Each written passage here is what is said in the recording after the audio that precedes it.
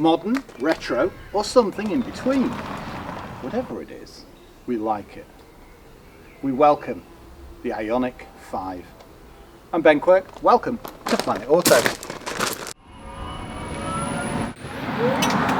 Well, it looks like summer's finally here, and what a car to experience it in. Or should I say CUV? Believe it or not, this offers the same space as a D-segment vehicle. So essentially, it's an SUV car, best of both worlds. Is it quick? Yes. 0 to 60, it claims around 5.4, but in all honesty, it's closer to 4.4. All-wheel drive, twin motors, so you've got one at the front and one at the rear. Now that depends on trim. Range, well, we got, I think it's about 268 on a full charge, but it then takes into account how you've been driving. It wouldn't surprise me if it's over 300. If this is the future of electric cars, well, there's going to be a lot more people signing up. As for charging, now we've got a home charger, we were putting kilowatt hour on for around 10 pence. In which case, it becomes mightily efficient. Now you just look at it and think, is it retro? Is it modern? Do I see influences of old? Things like the pixel lights. It's such a design statement, it really is. Trims, this actually starts at just under £50,000. That's a lot of car for the money. And that's at a premium. Then you've got the Ultimate that we've got, which comes all singing and dancing. Then you've got the Namsan edition, and that's top of the range. But to be honest, the Ultimate carries everything you'll ever need. And yes, you can do things like vehicle to load. It's got 800 volt architecture, which means you get, I think it's 80% in around 18 minutes. And if you can only charge for say 5 minutes, you'll get 65 miles.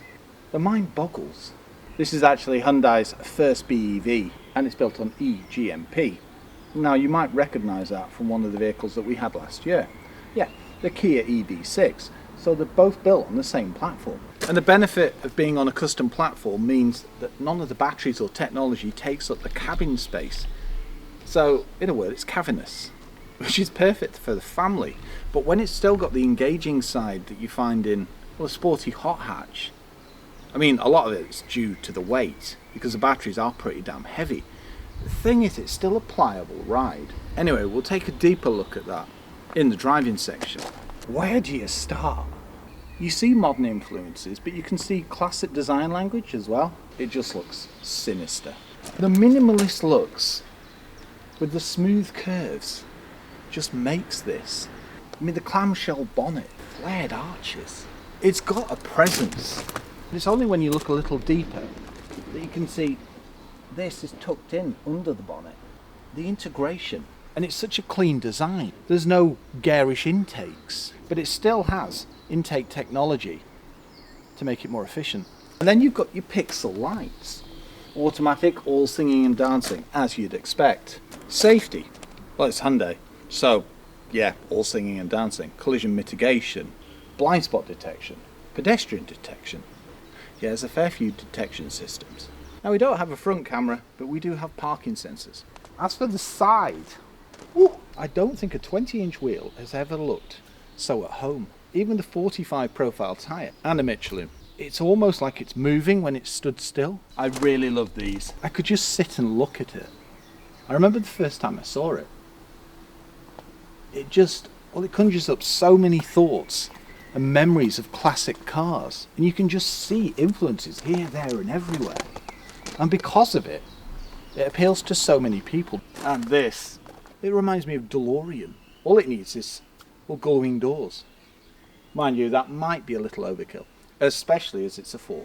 That's the thing, it's the perfect family car, but its credentials massively surpass that. Flush door handles and the aerodynamics on the mirrors. Yet again, all for efficiency, and that's the one thing you want out of your electric car. Tints, now they've been a lifesaver.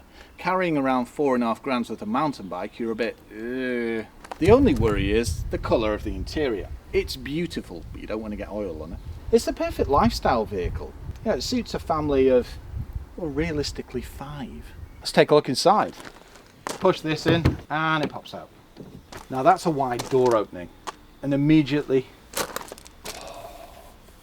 soft touches. And the first time I climbed in it, I thought, Why has it not got a door handle? And then you realise it's here. It's touches like that that make me think, ooh, that's clever. This is made from recycled material, paperette, used with vegetable oil. And then you've got this big padded armrest. Climbing in. Child's play. Love it. The cluster from the EV6. Fantastic. Nice and clear, you can see everything at a glance. And a rotary for the volume for your radio and proper buttons. They've not simplified it too much. They've still left functionality that you can actually go clunk, click. Now the first thing that struck me was, how do you put it in drive? And it's here. Drive, neutral, park, reverse. Switchgear. It feels good. Chunky indicators, and you've got your paddles here for your regen. Now no conventional handbrake, but the electronic one is here, and you get used to it pretty quickly. And we can adjust the height of the lights, so it can tow too. It's modern, mixed with classic. Like the curvature here reminds me of classic design language, whereas the vents, if you've noticed, they're not dust traps. It's like a minimalist, futuristic feel, I suppose blended with retro. Electric seats, and that's on the drivers and the passengers, and height adjustment on both too. Lumbar, but no massage. That would have been the icing on the cake.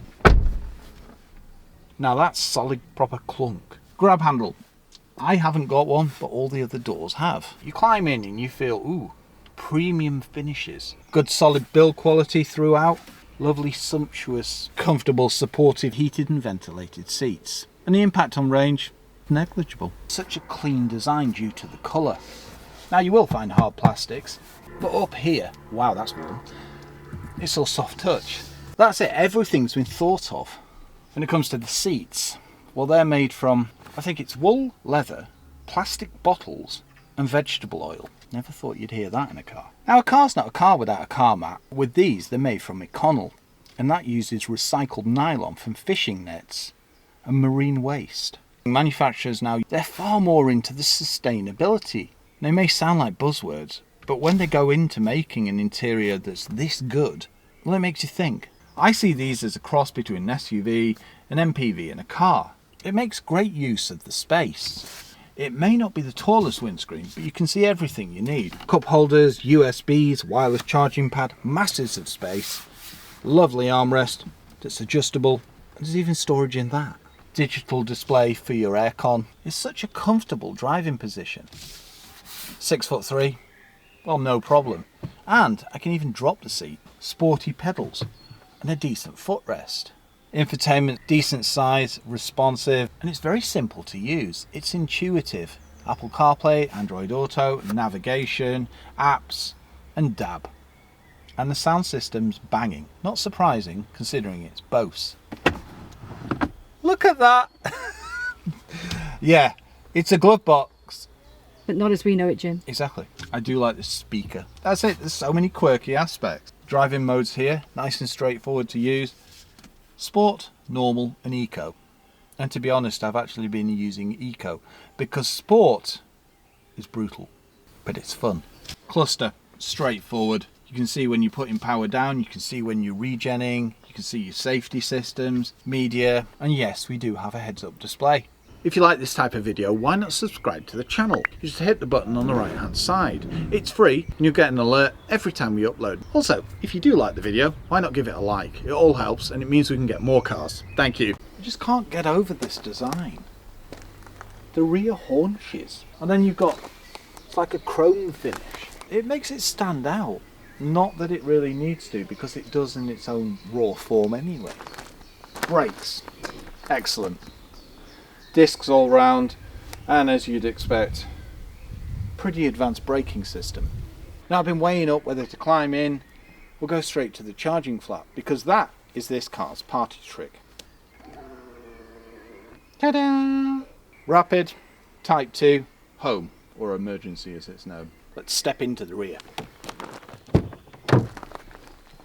Nice wide opening door, virtually 90 degree.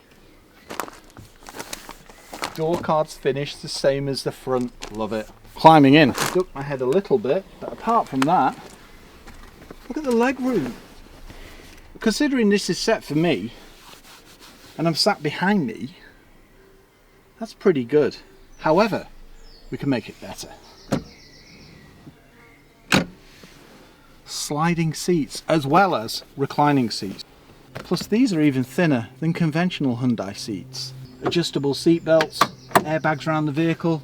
Now we're not going to use these today, but you've got heated seats.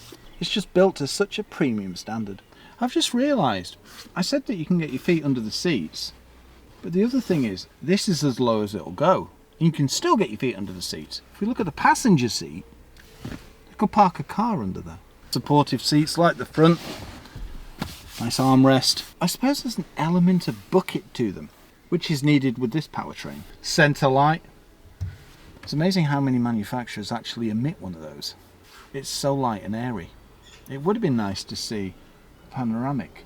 The clever thing with the seats is this one slides alternatively to this one. So if you had, say, a bigger load in the back, then you wouldn't have to restrict all the seating. Storage point here, 2 USBs, and you could put a little bag here. I always think this is a really cool feature, to have the vents built into the pillar. It means you get better airflow. Excellent work, Hyundai.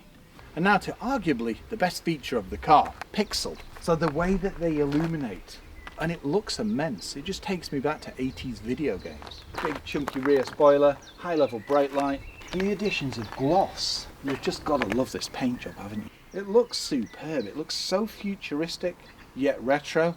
When you combine the colours and the styling, even the shaping with the vents here. Rear diffuser styling, one of my favourites. You get parking sensors, you get a reversing camera, and cross traffic alert.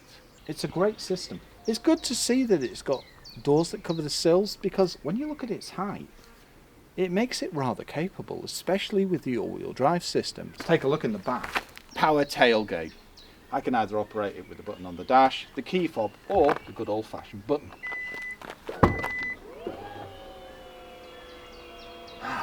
I can virtually stand under it. Oh no, I've not moved my arms. Safety. First things first, no boot lip. Reinforced plastic makes it easy to load. Also means that you can just slide things in, no problem. Got our charging cables here, but if we lift this up, tyre mobility kit, and you've got your home charger. If you've noticed there's a lip at either side, and you just, and it pops in. The thing is, it's still a pretty big boot. Get your shopping in there, suitcases, and we can slide the seats further forward. It will restrict a bit of room in the back, but it increases your boot space. Also move this load cover back to the next notch. Now interestingly, no shopping bag hooks. I did find that a surprise, but we've got boot light and tethering hooks. They are plastic, but they're anchored to the body, so they're pretty sturdy. Let's drop the seats. Nice and straightforward. The interesting thing is you can't do it from up here, because it's where we reclined before. We pull this and then fold forward, ta-da. And if you put it down enough, it locks in place. Bit of a gap here, but to be honest, with a big load, it's not going to be a problem. Sadly, as this is an electric vehicle, there seems to be no stowing point for the load cover. V2L, so vehicle to load, which means you can plug this in, and then you can run things like coffee machines, charge electric bikes. Recently, I think it was Genesis that ran a whole DJ night using, I think it was 2 GV60s. And in case you're wondering who Genesis are, they're the premium division of Hyundai. Let's take a look under the bonnet. I'm intrigued to know if it's got a frunk. And the release is here. To open, slide left. Struts, love it. And a frunk. You can see at a glance, everything's nicely refined. There's even housing round here. Nice and easy to see where to top up your fluid. Ooh, this is a bit toasty. I can feel the regen. Oh, it's quiet, isn't it? Yeah. Be interesting to see what that's like outside. It's refined though, isn't it? It is ultra quiet in here. Yeah. No bumps and bangs, so you're not feeling any potholes. It's very nice. The regen's awesome. Nice decent weight at 3.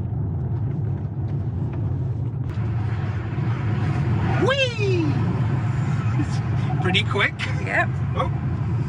Lane keep assist, oh, well, sorry, lane departure warning there. I put it in I pedal, so that's one pedal driving. And does it work? Yes, it does. This is quite steep. Oh, that's sport, and you feel it ready itself. Eco? So let's do a range check, seeing as we've just started our road trip. We've used 2 miles and done about 2. Bit wobbly there, guys. Sorry. Wobble. Switch back. 100% is 268 miles. It is in this temperature. Obviously, it's going to drop in winter. Yeah. It was 265, wasn't it? It was. So putting it in sport, 249. So that's not as much as others. I was going to say, I could quite happily drive all the way to Harrogate in And sport mode. Yeah. Back to Eco, yes, I understand. Well, it looks like Ben's had to go back into eco mode. Mind you, that's not the end of the saga. Now, if you'd like to know more about the Ioniq 5 and see more of our adventures, click here to see our road trip. Thanks for watching.